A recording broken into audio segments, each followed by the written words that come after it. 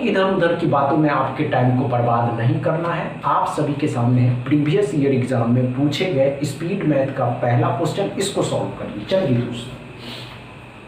दोस्तों speed math अभी जो हाल फिलहाल में एग्जाम हुए हैं, कहे कि SBI PO और IBPS PO, उसमें भी स्पीड मैथ के क्वेश्चन देखने को मिले थे। तो चलिए दोस्तों शुरू हो जाएंगे।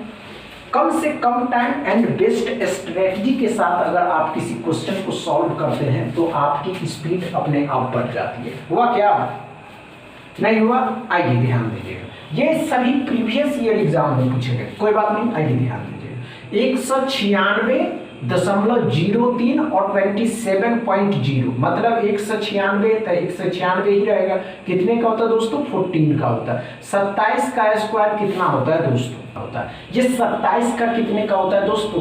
27 का स्क्वायर 729। कितना हो गया? 729 में 14 जोड़ दीजिए।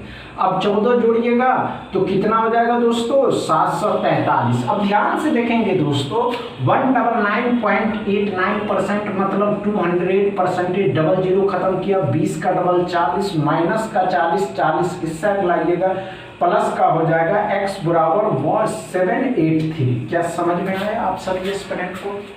अच्छे से समझ में आ रहे हैं? सेकेंड क्वेश्चन को सॉल्व कर लीजिए। कोई बात नहीं दोस्तों, आइए ध्यान दीजिएगा। हमने क्या कहा दोस्तों?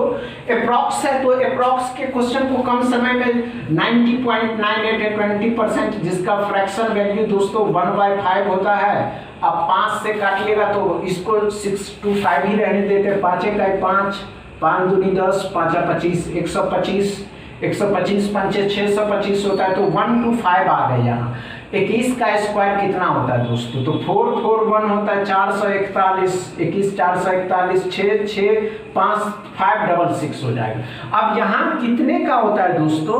तो कितने का होता है? 35 का होता है। 35 इसमें से घटा देंगे आप सभी एस्पिरेंट, 135 मतलब 531 x बराबर। क्या समझ में आया दोस्तों? अप्रोच देखिए कि हमने क्वेश्चन को उतारा नहीं, डायरेक्ट उसमें क्वेश्चन को सॉल्व किया। समझ में आया दोस्तों? अच्छे से समझ में आया? समझ में आया? तीसरा क्वेश्चन सॉल्व करिए।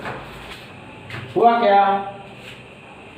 नहीं हो रहा? कोई बात नहीं, बस आप करके देखिए, अपने आप आने लगेंगे। समझ रहे हैं ना? अच्छे से समझेंगे, ध्यान से देखेंगे तो अच्छा लगेगा समझने में। हमने क्या कहा दोस्तों? आइए ध्यान देंगे। 575.98 है तो 576 ही इसको अप्रॉक्स में मानिएगा। अप्रॉक्स में मानना है तो 576 जो कितने का होता है दोस्तों? 24 का होता है। अब 12 ही रहने देते हैं, डिवाइड करेंगे 4 से तो 3 हो जाएगा, 3 यहाँ करेंगे 27 हो जाएगा। 9 का स्क्वायर 81 होता है, लेकिन माइनस का है, इस साइड लाइएगा, प्लस का हो जाएगा 80। समझ रहे हैं? x बराबर 108। देखिए अप्रोच देखना है आप, समझ रहे हैं? चौथा क्वेश्चन सॉल्व करिए। चलिए, नहीं हुआ? आइए ध्यान देंगे, कोई बात नहीं, आइए ध्यान देंगे। बनेगा बनेगा बनेगा, ऐसी बात नहीं है कि नहीं बनेगा। आइए ध्यान दें। 42.25 मतलब 65। 5 कितने का स्क्वायर होता है? 5 का। अब 42 कैसे आया होगा? तो कम से तो आया नहीं होगा दोस्तों, तो 6 ही आया होगा। 6 7 के 42, 65 का ही होता है, क्योंकि 75 का तो कुछ और ही होता है। 25 हो जाएगा, 56 हो जाएगा, 56 25, लेकिन यहाँ 42 है, 42 पर 65 का।